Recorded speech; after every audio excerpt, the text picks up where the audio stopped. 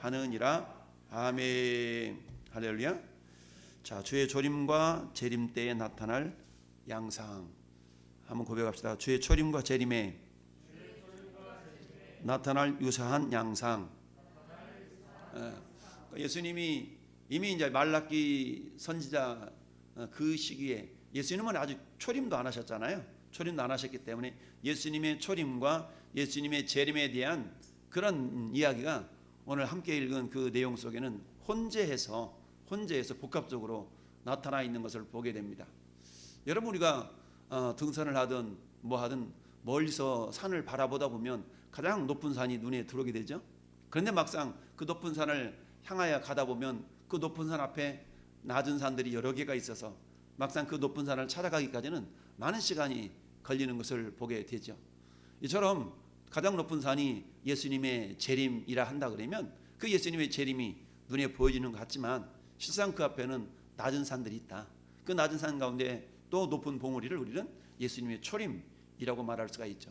그러나 멀리서 바라본다 그러면 그 낮은 봉우리나 높은 봉우리나 다 붙어서 보이기 때문에 오늘 본문에 하나님께서 말라기 선지자를 통해서 이처럼 주님의 재림과 주님의 초림시 나타날 수 있는 양상들은 거의 크게 다를 바가 없는 것으로 오늘 기록을 하고 있습니다.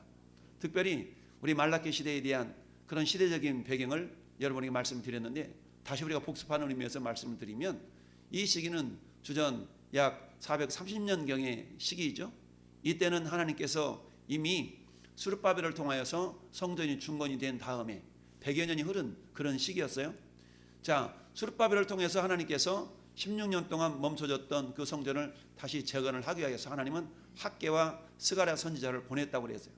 학개와 스가랴 선지자를 보내서 성이 건축된 다음에 그들의 생각에는 이제 하나님의 통치가 온전히 그곳에서 이루어질 것을 기대했던 것이죠. 그런데 막상 그 예루살렘 성읍과 예루살렘 성전이 중건이 되었음에도 불구하고 환경적으로 상황적으로 크게 달라진 것이 없었다는 얘기예요. 그러다 보니까 잔뜩 이래 기대를 하면서 젊은이 얘기했던 것처럼 느디님 족속조차도 와서 예루살렘 성전을 건축하는 일에 헌신하고자 비록 자기들이 노예의 신분으로 종의 신분으로 살아간다 할지라도 오직 여호와 하나님만이 참 신인 것을 경험했던 이 느디님 사람들조차도 함께 성전을 중건하는 일에 동참하고자 그 먼 길을 걸어서 예루살렘까지 와서 성을 어찌하든지 성전을 재건하고 중건했지만 그러나 그들이 기대했던 것과는 다르게 전혀 형편과 상황이 달라지는 모습이 없었다라는 얘기죠. 그러다 보니까 우리가 무엇인가를 잔뜩 기대했다가 기대한 대로 이루어지지 아니할 때 우리 마음 가운데 실망과 낙심이 나타나는 것과 같이 그 당시에 포로로부터 돌아왔던 그런 포로 귀환 자들의 그 생각들, 그 행동들이 서서히 그들의 신앙이 흐려져 갔던 것을 보게 됩니다. 여러분, 우리가 계시록 2장에서 하나님이 에베소 교회들 칭찬하시면서도 한편으로는 책망하는 내용이 나오죠. 에베소 교회를 향해서 책망하는 책망의 내용이 뭡니까? 너희가 처음 사랑을 버렸다라고 주님이 책망하십니다. 처음 사랑을 버렸다는 얘기죠. 여러분, 모든 성도가 그런 것을 경험한 것은 아니지만 대부분 많은 성도들이 예수님을 믿고 그래도 어떤 짜릿한 뜨거운 은혜를 경험하게 되거든요. 그런데 그 뜨거운 은혜 경험이라는 것은 늘 말씀드렸던 것처럼 우리가 하나님을 경험할 때 감성적으로 감정적으로 하나님을 경험하다가 서서히 감정이 논리적이고 이성적인 신앙으로 변화가 되거든요. 그것은 말씀에 기초한 신앙이 되어야 되기 때문에 그렇죠. 그런데 우리는 어때요? 그 뜨거웠던 처음의 그 감정들, 처음의 그 감동들을 우리는 기억을 하고 있죠. 그러다 보니까 서서히 말씀으로 우리의 신앙이 다져져 가면서 말씀에 기초한 그런 이성적이고 논리적인 신앙으로 우리가 자리매김을 해야 되는데 말씀이 부족하다 보면 신앙의 연륜이 깊어져 가는데 말씀이 부족하다 보면 그 감정이라는 것은 감동이라는 건 사그라들게 돼 있거든요. 그러다 보면 어때요?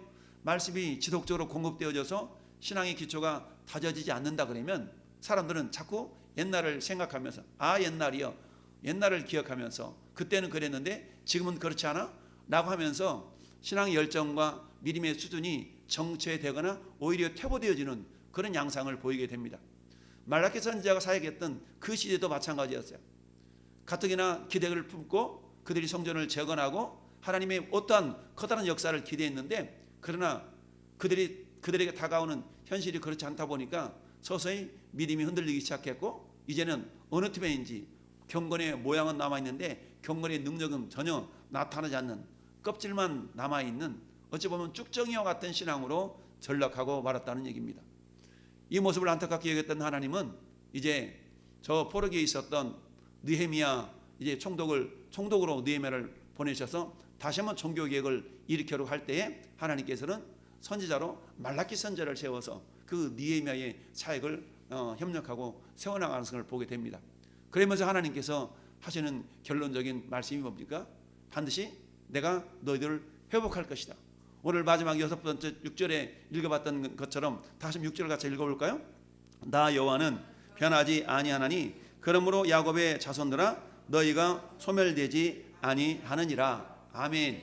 자, 하나님의 두 가지 성품이 뭐예요? 하나님은 공의 하나님, 그리고 하나님은 사랑의 하나님이시죠. 하나님의 공의 하나님이시라는 것은 하나님은 죄를 반드시 물으신다. 그 죄를 그냥 넘기시는 일이 절대 없으셔요. 오늘 오전에 묵과하시고 방임하시고 라는 그런 단어를 살펴보았지만 묵과하고 방임이라는 단어는 그래서 네 맘대로 살아 라고 내 방쳐 두는 것이 아니라 그들로 하여금 깨닫고 돌이키는 기회를 주시게 한 하나님의 오래 참으심과 인내와 자비의 손길이었다, 자비의 마음이었다 라고 살펴보았습니다. 이런 것처럼 하나님께서 이제 그들의 신앙이 흐려지고 제사장들마저도 이스라엘 백성들의 영적인 그런 어떤 모습을 수준을 지도해야 될 영적인 그런 지도자였던 레위 지파 가운데 제사장들마저도 그들의 신앙이 서서히 흐려져 가면서 그저 이제는 어때요? 형식적인 그런 어떤 신앙의 모습에 젖어 있던 그 모습을 우리 주님이 책망하시는 겁니다. 그러면 그들이 얼마만큼이나 신앙이 흐려졌고 나태했는가를 17절은 적나라하게 표현하고 있습니다. 그리 어떻게 이야기합니까? 너희가 말로 나 여호와를 괴롭히고도 이르기를, 괴롭게 하고도 이르기를 우리가 어떻게 여호와를 괴롭혀 들었나이까 하는다. 여러분, 내가 지금 어디에 있는가를 영적인 현주소를 깨달아야만이 내가 고쳐먹을 수가 있는데, 우리가 그러잖아요. 내가 뭘 잘못했는데. 이런 사람은 고칠 수가 없어요. 내가 뭘 잘못했는데. 우리가 그러잖아요. 법정에서 대법원에서 판결을 딱 내리고 당신이 이런 것이 잘못입니다. 그러면 그것을 받아들이는 것이 법치를 하는 그 나라의 국민의 모습이죠. 근데 어때요? 대법원 가서 3심까지 다 판결이 났어도 그 법 자체가 잘못된 거고 사회가 잘못된 거고 나는 옳다 라고 하는 사람들이 요즘에 많이 매스컴에 회자되고 있죠. 마지막 판결이 났음에도 불구하고 나는 잘못한 게 없다는 거지. 이 시스템 자체가 내로남불이라고 그러죠. 나는 잘못한 것이었고 사회가 잘못되어졌고 너희들 때문에 내가 그런 것이, 나는 잘못한 거 없어. 그러려면 법을 왜 만들고 그러려 그러면 이 법치라는 것이 왜 필요하겠어요? 이런 어떤 모순된 삶을 살아가고 있는 현실에 많은 사람들의 모습이 있는 겁니다. 자신들의 잘못을 인정하지 않는 그런 어떤 삶을 살아가는 사람들이 있죠. 자, 이 당시에 말라기 당시에 사람들이 그랬던 거예요. 우리가 어떻게 여호와를 괴롭혀 드렸나이까? 말로 괴롭게 하면서도 어떻게 잘못했나이까? 우리 자식들이 그러는 거예요. 엄마가 내 엄마 맞기는 해? 말하자면 아버지 당신이 내 아버지 맞아? 막 이러면서 우리 아버지가 그럴 수 있어? 나를 낳았으면 그럴 수 있어요? 막 하면서 막 대드는 것처럼 그러면 새까맣게 잊어먹는 거예요. 내가 언제 그랬냐고 막 이러면서 지금 포로에서 돌아왔던 그런 귀한 자들, 선민이라고 얘기하잖아요. 지금 선민들은 어떤 상태예요? 이미 죄로 말미암아서 바벨론에게 70년이라는 그런 어떤 심판의 시기, 징계의 시기, 고난의 시기를 경험한 사람들이잖아요. 이미 죄로 말미암아서 심판을 받았던 그런 경험이 있는 그런 어떤 사람들의 모습인 겁니다. 그러니까 어때? 죄에 대해서는 굉장히 민감해야 되고 다시는 하나님 말씀에 불순종하거나 하나님 말씀을 거역하거나 이런 삶을 살아서는 안 되는 그런 모습을 가지고 있었던 그런 유대인들이었던 거예요. 그럼에도 불구하고 그들이 포로기에서 돌아와서 최초로 무너진 예루살렘 성전을 중건을 하고 성읍을 새롭게 쌓아나가고 이런 처음에 가졌던 초심, 그 초심이 어느 틈에인지 서서히 흐려지고 있었다는 얘기죠. 그리고는 어때요? 이렇게 말하는 겁니다. 이는 너희가 말하기를 모든 악을 행하는 자는 여호와 눈에 좋게 보이며. 여러분, 요즘 우리 그 주택문제가 굉장히 힘들고 어려운 시기로 이렇게 흘러가 버렸죠. 문재인 정부 들어가지고 집값이 배 이상이 뛰었잖아요. 배 이상이 뛰다 보니까 어때요? 종합부동산세를 예전에는 그 부동산을 냈던 사람들이 그닥 많지 않았는데 주택가 값이 올라가니까 종합부동산세를 내는 사람들이 많아졌고 세금조차도 3배, 4배를 더 거치게 되는 이런 어떤 모습으로 변화가 되어져 버렸던 겁니다. 모든 악을 행하는 자가 말하기를 여호와 눈에 좋게 보이며 이는 너희가 말하기를 모든 악을 행하는 자는 여호와의 눈에 좋게 보인다. 무슨 말이에요? 신실하게 신앙생활을 하면서 성실하게 돈 모아서 그야말로 내 집 한 편이라도 한 채라도 마련하라고 하다 보니까 어때요? 정직하게 생활하고 정직하게 이렇게 살았던 사람들은 전혀 내 집을 가질 만한 그런 어떤 형평한 상황이 되지 못해요. 오히려 저 무슨 동 하면서 50억짜리 100억짜리 은퇴자금으로 퇴직금으로 50억을 받았느니 100억을 받았느니 이런 막 이 모습들이 횡행하다 보니까 어떤 일이 발생하게 됩니까? 오히려 예수 믿는 사람들이 이렇게 정직하고 성실하게 사는 것이 무슨 소용이 있냐? 그냥 저렇게 줄 잘 타가지고 저런 데 어떻게 하면 머리 써가지고 정말 엄청난 그런 것들을 거머쥐는 그런 줄을 서는 것이 낫지 않았겠냐? 라고 우리 예수 믿는 사람들조차도 말하는 것이 자연스럽고 그런 모습을 해야 해서 그게 잘한 것이라고 그게 잘한 일이라고 말하는 것과 다를 바가 없는 그런 모습들이 오늘 성경에 나타낸 그 모습인 거예요. 너희가 말하기를 모든 악을 행하는 자는 여호와의 눈에 좋게 보이며 이건 진실된 말을 하는 것이 아니라 어때요?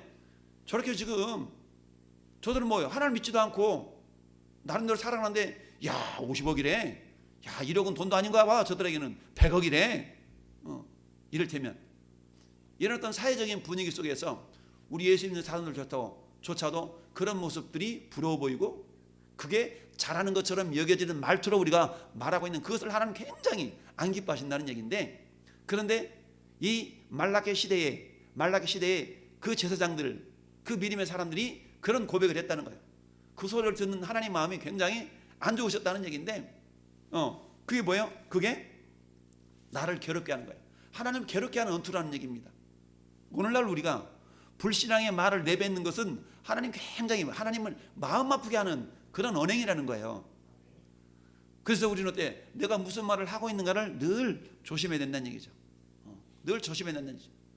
우스갯소리를 가끔 얘기하는 것처럼 신방 가서 실컷 목사님이랑 기도하고 병실 나오면서 이 B 집사가 A 집사를 향해서 안 되겠지? 이러는 말들 이런 것은 하나님 마음을 굉장히 아프게 하는 그런 언행이라는 얘기죠. 뿐만 아니라 뭐라고요? 그것을 여호와의 눈에 좋게 보인다는 거 그게.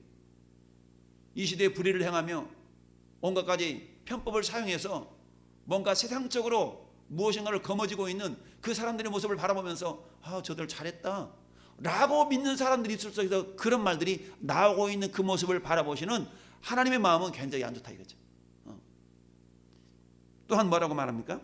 그에게 기쁨이 된다 하면 또 말하기를 정의의 하나님이 어디 계시냐? 오늘날에 그런 모습 많이 있지 않습니까? 과연 정의의 하나님 어디 계시냐? 하나님이 살아계시기는 한 거야? 야 니네 하나님 살아계시냐? 마치 이런 것처럼 오늘 오전에 살펴봤던 그 말씀 속에 나타난 하나님 어떤 하나님이셨어요? 살아계신 하나님이잖아요. 할렐루야. 살아계신 하나님임에도 불구하고 말라기 그 시대에 레위인들이 제사장들이 뭐라고 얘기합니까? 정의 하나님이 어디 계시냐? 하나님이 살아계시긴 해. 근데 이들은 어떤 사람들이 있어요? 저 포로기에서 성전을 재건하고자 열정을 품고 소망을 품고 돌아왔던 사람들이니까 믿음이 없었다라고 말할 수 있는 게 아니거든요. 이들은 나름대로 어떤 비전을 품고 돌아왔던 사람들의 모습이에요. 그들이 또 후손일 수 있겠고. 그런데 그들 입속에서 정의 하나님 어디 계시냐? 하나님 없는 거 아니야? 막 이렇다는 얘기죠. 우리가 다니엘 기도 때 들어봤던 많은 간증자들의 경험 중에 한 가지가 그런 거잖아요. 하나님 어디 계십니까? 하나님 계시긴 하는 겁니까? 그러다가 결국 또 다시 회개하면서 하나님 이러셨군요 저러셨군요 하면서 믿음을 고백했던 그런 간증인들의 모습. 자, 이런 하나님 어디 계시냐라고 오히려 하나님 마음을 괴롭게 했던 이들의 모습을 향해서 우리 하나님이 말씀하시는 거예요. 3장 1절에 만군의 여호와가 이르노라. 보라, 내가 내 사자가 말라기라고 그랬죠. 말라기. 이 원어가 말라기. 이 말라기서의 저자가 말라기이지만 내 사자라는 이름의 뜻이 있기 때문에 그 말라기라는 단어나 이 말라기라는 단어나 같은 어떤 어원의 단어인 거예요. 보내리니 그가 내 앞에서 길을 준비할 것이요 또 너희가 구하는 바 주가 갑자기 그의 성전에 임하시리니 곧 너희가 사모하는 바 언약의 사자가 임하실 것이라. 자, 1절에는 두 가지 개념이 나타나 있죠. 첫째는 누구예요? 예수님보다 먼저 6개월 앞서서 우리 하나님 보내신 사자 세례 요한에 대한 이야기가 있고요. 두 번째는 뒤에 주가 언약의 사자가, 여기서 주님과 언약의 사자는 예수님을 예표를 하고 있습니다. 이처럼 하나님께서 어때요? 내가 반드시 내 사자를 보낸다.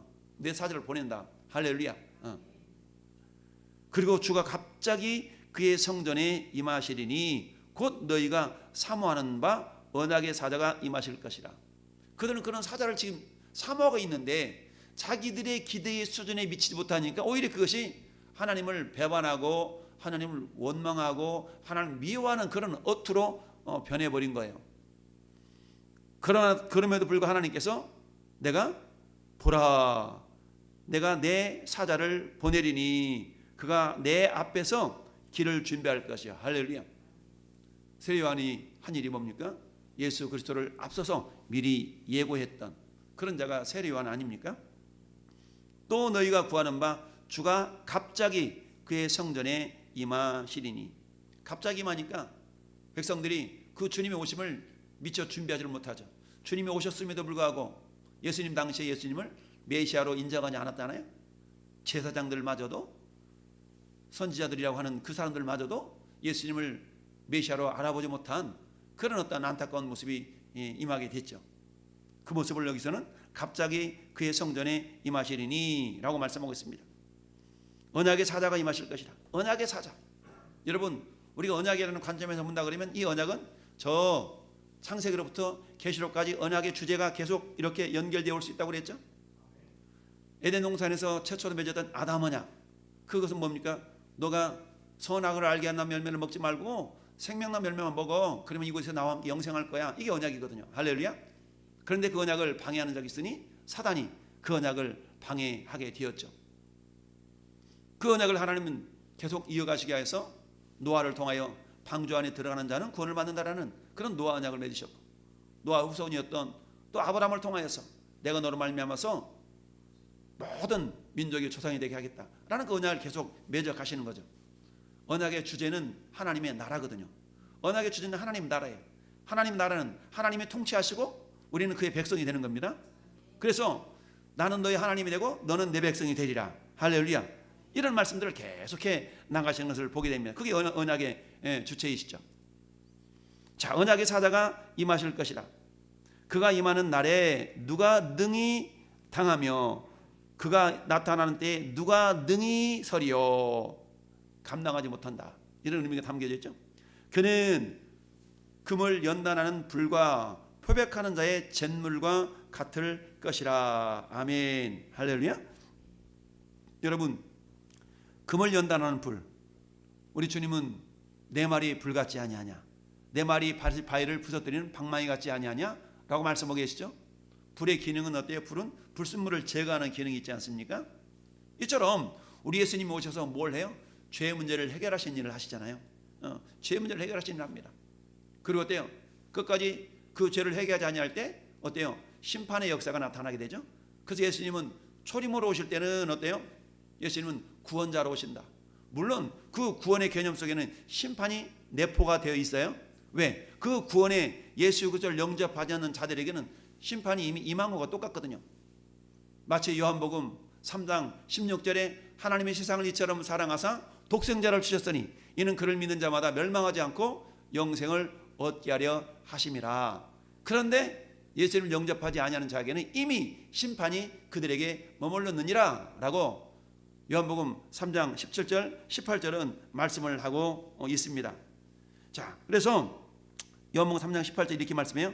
그를 믿는 자는 심판을 받지 아니하는 것이요 믿지 아니하는 자는 하나님의 독생자의 이름을 믿지 아니하므로 벌써 심판을 받은 것이니라. 할렐루야. 벌써 심판을 받은 거예요. 왜? 이미 예수를 믿는 자들은 구원을 받아서 하나님의 자녀가 되었지만 그 구원에서 제외가 된 것 이미 심판 아래 있다는 거 아니겠어요? 그러니까 예수님의 초림은 구원을 위한 주님의 초림이지만 그 구원 속에는 이미 뭐가 내포가 되어 있다고? 심판이 내포가 되어 있는 거예요. 그 구원에서 이미 제외가 되었다는 얘기는 이미 심판 아래 있다라는 것을 우리가 생각해 볼 수가 있는 겁니다.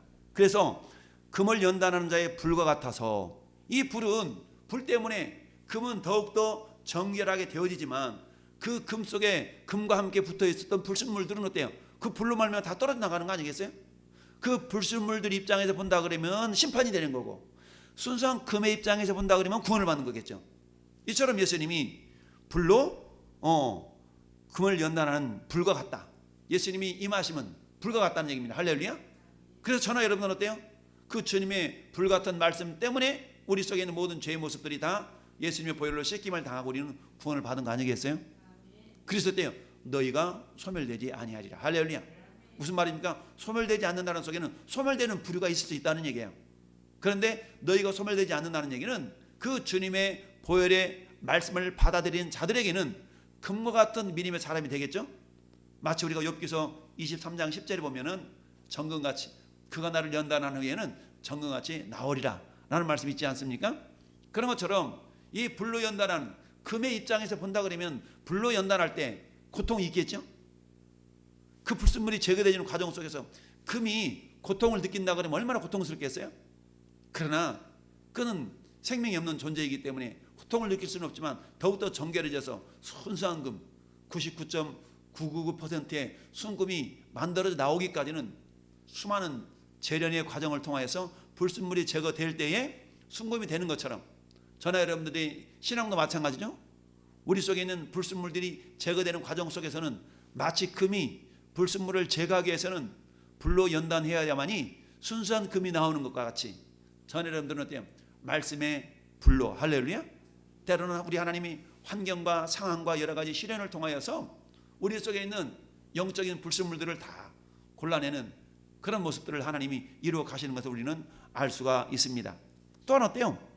표백하는 자의 잿물과 같을 것이다.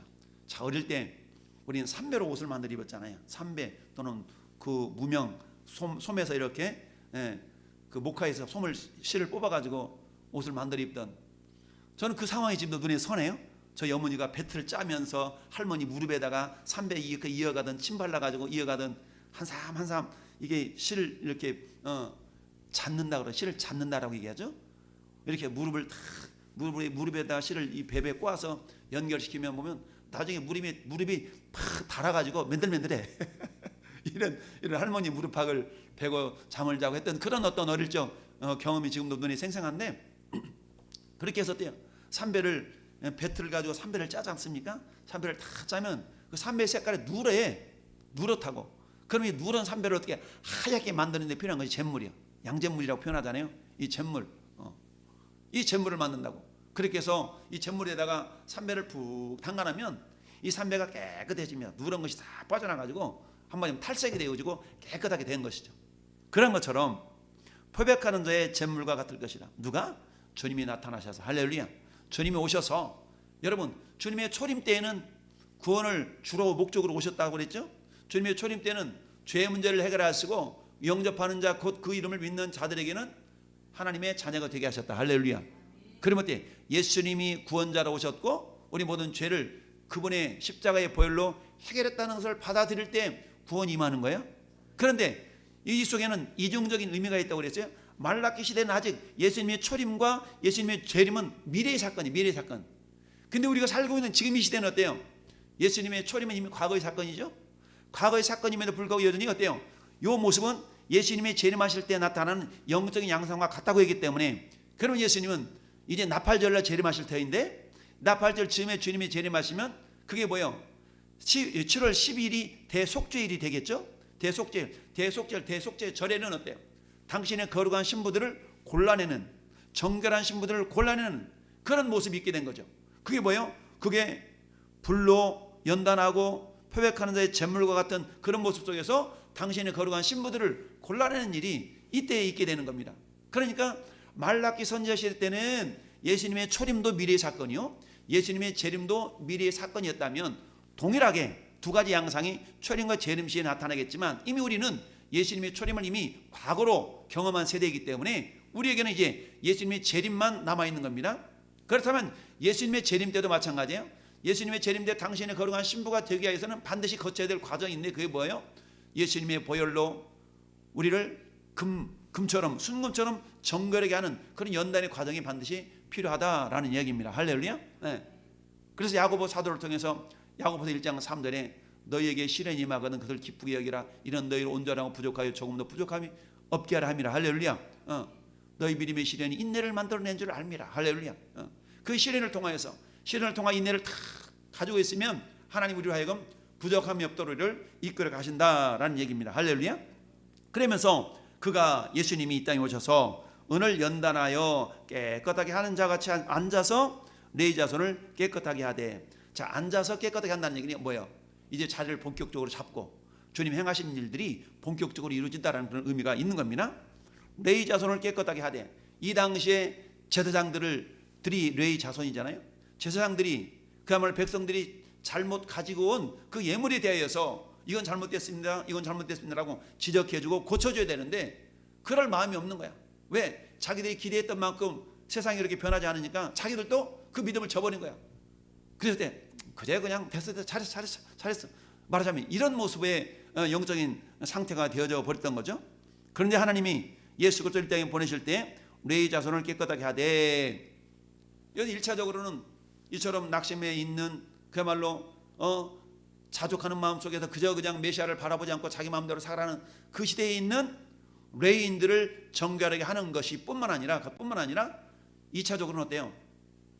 베드로전서 2장 9절 말씀처럼 너희는 왕같은 제사장들이요 하나님의 나라요 그의 소유가 된 백성이니 라고 말씀하죠. 왕같은 제사장들이라는 얘기는 우리가 영적으로 레인들이라는 얘기거든요. 할렐루야.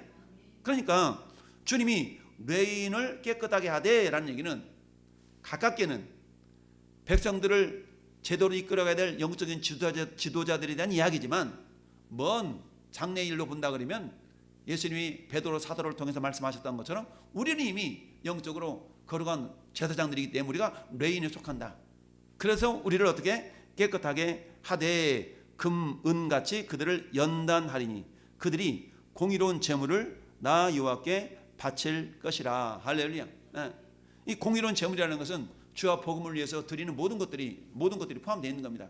여러분이 드리는 물질뿐만 아니라 여러분 주와 복음을 움직이는 모든 몸짓, 시간, 이런 모든 것들을 다 해당되는 거예요. 이처럼 정결함 받았기 때문에 이제 우리의 몸은 어때요? 마치 로마서 12장 1절처럼 너희 몸을 하나님이 기뻐하신 거룩한 산 제물로 드리라. 이는 너희가 드릴 영적 예배니라 라고 말씀하고 있죠. 이런 것처럼 어때요? 정결함 받은 사람들의 삶의 모든 모습들이 주님께 귀하게 드려지는 목과 같아요. 공의로운 제물과 갖게 되는 그날이 반드시 온다 이거죠. 누구를 통해서? 예수 그리스도를 통하여서. 이 말라기에게는 그게 미래의 사건이지만 우리는 이미 과거의 사건임과 동시에 앞으로 다시 오실 예수님을 바라볼 때 그 다시 오실 예수님에 대해서는 우리가 미래의 사건이 되겠죠. 그러나 영적인 양상은 똑같다는 얘기입니다. 그러면서 4절에 그때 유다와 예루살렘의 봉헌물이 옛날과 고대와 같이 나 여호와께 기쁨이 되려니와. 이 말은 뭡니까? 한때 우리 하나님이 기쁨으로 그들의 제물을 받으셨을 때가 있었다는 얘기입니다. 저 멀리는 어때요? 아벨의 제물을 하나님이 기쁘게 받으셨잖아요. 가인의 제물은 받지 않았지만 그런 때가 있었다는 얘기입니다. 저 출애굽한 이후에 시내산에서 우리 하나님께서 모세를 통하여서 언약을 막 맺고 그 언약을 맺은 백성들이 어때요? 그래 이제는 하나님을 그렇게 이끌어 가시겠지, 우리가 아멘 아멘 하면서 그렇게 순종하겠나이다 하면서 하나님께 예물을 드리며 예배했던 그때 그 모습을 우리가 상상해 볼 수가 있습니다. 또 다르게 표현한다면 내가 예수 막 믿고 에베소 교회를 향해 하셨던 말씀처럼 처음 가졌던 그 처음 신앙의 뜨거움, 이 뜨거운 마음을 우리 하나님께 다시 회복시켜 주시겠다라는 말씀이죠. 자, 그래서 기쁨이 될 수 있다. 내가 심판하러 너희에게 임할 것이라. 그런데 하나님의 심판을 받을 자는 오늘 7가지의 사람들로 얘기를 하고 있어요. 첫 번째 어떤 사람이요? 점치는 자. 두 번째는 어떤 자? 간음하는 자. 세 번째는 거짓 맹세하는 자. 네 번째는 품꾼의 삭세에 대해 억울하게 하는 자. 다섯 번째는 과부와 고아를 압제하는 자. 여섯 번째는 나그네를 억울하게 하는 자. 일곱 번째는 나를 경외하지 아니하는 자들에게 우리 주님이 뭐한다? 심판이 임하게 된다는 얘기입니다. 이 7가지의 사람들을 크게 5가지 부류로 나눠본다 그러면, 첫째는 점치는 자라는 것은 이 당시에 이방 민족들이, 이방인들이 섬겼던 그들의 종교 속에 나타나 있는 양상, 그러니까 이방인들로 인하여서 그들에게 전파되어졌던, 오염되어졌던 그런 죄의 모습, 영적인 죄를 말하는 거죠. 영적인. 그래서 이방인들이 섬겼던 그들의 어떤 모습들을 이야기를 하고 있는 것입니다. 두 번째는 뭐예요? 간음하는 자. 이 간음한 자는 어때요? 그야말로 간음하는 그런 모습들이죠. 세 번째는 어때요? 거짓 맹세하는 자, 품꾼의 삭스에 대해 억울하게 하는 자. 이건 뭐예요? 거짓 맹세, 거짓말로 말미암아 나타나는 어떤 죄의 모습들이죠. 품꾼의 삭스를 억울하게 하는 자, 삭스를 주겠다고 안 주거나 아마 속이거나 이런 것들은 전부 거짓말과 연관되어 있는 것이죠. 그 다음에 고아, 과부 이런 자들은 어때요? 약한 자, 약자들에 대한 어떤 죄악을 말하는 거죠. 억울하게 하면, 나그네를 억울하게 하면. 그 다음에 하나님을 향한, 나를 경외하지 아니하는 자, 하나님께 대한 어떤 범죄들, 이렇게 이제 구분한다면 나타날 수가 있는 건데, 이런 자들에 대해서는 하나님께서 뭐 하신다? 심판하신다라는 얘기입니다. 할렐루야. 그러나 이런 심판 가운데에서도 하나님께서는 어떻게 말씀하세요? 만군의 여호와가 말하노라, 나 여호와는 변하지 아니하나니 그러므로 야곱의 자손들아 너희가 소멸되지 아니하느니라. 할렐루야. 그러나 하나님은 어떤 하나님이시요? 죄를 심판하시지만 반드시 하나님께서는 회복시키시는 회복의 하나님이시다라는 얘기죠. 그래서 끝까지 하나님 말씀을 거역하고 주님을 받아들이지 않는 자들에게는 심판이 임하겠지만, 자, 하나님의 방임은 어떤 의미가 있다고 그랬어요? 회개의 기회를 주신다고 그랬죠. 회개하고 돌아온 자들에게는 나 여호와는 변하지 아니하나니, 하나님은 창세 때부터 저 계시록까지 변하지 않는 하나님의 성품이 있는데, 그건 뭐예요? 회개하는 자는 용서하시는 겁니다. 할렐루야. 회개치 아니하고 고집대로 행하는 자들에게는 반드시 심판이 있지만, 그러나 회개하고 돌아온 자들에게는 과거의 죄를 묻지 아니하시고, 할렐루야, 다 용서하시고 하나님의 자녀로 품어주시는 그 사랑의 하나님이신 걸 보게 됩니다. 이게 어때요? 변함없으신 하나님의 모습이죠. 야고보 사도도 야고보서 1장 17절에 우리 하나님은 어때요? 회자는 그림자도 없으시고 변함이 없으시다. 할렐루야. 하나님의 은혜가 저 이로부터 빛들의 아버지께로서 내려오나니 그는 변함도 없으시고 회자는 그림자도 없다. 이 말은 뭡니까? 히브리서 13장 8절 말씀처럼 하나님은 동일하시다는 얘기죠. 동일하신 하나님, 변함없이 없으신 하나님. 할렐루야. 이처럼 하나님의 변함없으신 성품 때문에 비록 이 말라기 시대에 정말 그야말로 믿음의 모범을 보여야 될 이 제사장들, 레인들마저도 하나님 어디 있냐? 라고 믿음이 저 땅바닥에 땅을 파고 지하로 내려가 버리는 그 신앙의 모습을 통해서 하나님은 책망하시면서도 어때요? 나 여호와는 변하지 아니하나니 너희의 야곱의 자손들아 너희가 소멸되지 아니하리라. 회복의 메시지를 전해주고 있는 것을 보게 됩니다. 오늘 이 시대를 살아가는 저와 여러분들도 마찬가지입니다. 때로는 내 삶이, 내 형편이 너무 어렵다 보니까 하나님 믿기는 한 거야, 하나님 도대체 계시기는 한 거야 라고 하나님을 향한 원망과 불평의 메시지를 우리 입술 속에서 내뱉음으로 말미암아 하나님 마음을 아프게 할 수 있거든요. 그러나 중요한 것은 어때요? 우리가 말씀을 통하여서 말씀이 불로 내게 다가오게 되고 말씀이 때로는 내게 방망이로 다가와서 우리 속에는 그런 죄의 모습들이 양잿물로 그 천을 깨끗하게 함같이, 불로 불순물 다 보석 속에서 제감같이 우리 마음들이, 우리 모습들이 다 정결함을 받아서 우리 주님께서 마침내 소멸되지 아니하리라. 할렐루야 하는 회복의 메시지를 전 여러분 가운데 깊이 되새기고 매 순간순간마다 주님과 동행하고 예수의 보혈을 의지해서, 그래 나는 소멸되지 않는 주님의 거룩한 백성이지. 할렐루야. 나를 통하여 하나님께서 기쁘게 받으시는, 자 4절 말씀처럼 같이 봐요. 그때 유다와 예루살렘 복음물이 옛날과 같이 고대와 같이 나 여호와께 뭐가 되느니와 기쁨이 되려니와. 할렐루야. 우리의 삶이 주님께 기쁨이 되게 되는 그런 매일매일의 삶이 계속될 수 있도록 오늘도 성령님이 우리를 붙드시는 줄 믿습니다. 말씀 우리 내면 속에 있는 연약함을 다 다스리는 줄 믿습니다. 이런 은혜가 우리 왕성교회 모든 성도에게, 특별히 이 시간 예배하는 저와 여러분들이 임하기를 예수님의 이름으로 축원합니다. 아멘.